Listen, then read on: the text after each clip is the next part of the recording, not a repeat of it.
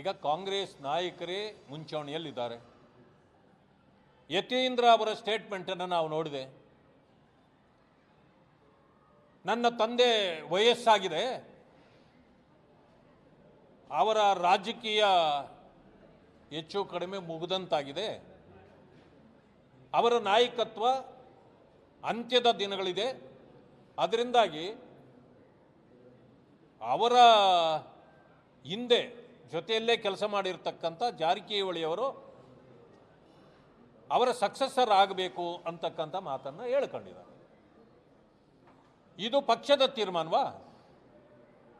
ಅಂದರೆ ಯತೀಂದ್ರ ಅವರೇ ತನ್ನ ತಂದೆಗೆ ಕೊನೆಯ ಮಳೆ ಹೊಡೆಯಲಿಕ್ಕೆ ಶುರು ಮಾಡಿಬಿಟ್ಟಿದ್ದಾರೆ.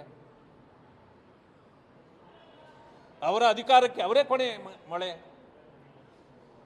ಅದಕ್ಕೆ ನಾನು ಹೇಳಿದ್ದು. ಇನ್ನೂ ಒಂದು ಮಾತು ಬರ್ತಾ ಇದೆ.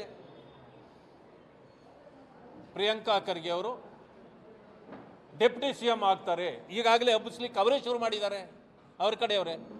ಅಂದಮೇಲೆ ಇತ್ತೀಚೆಗೆ ಅವರು ಇಷ್ಟೊಂದು ಆರ್ಭಟ ಮಾಡ್ತಿದ್ದದ್ದು ಯಾಕೆ ಅಂತ ಈಗ ಉತ್ತರ ಸಿಗ್ತಾ ಇದೆ.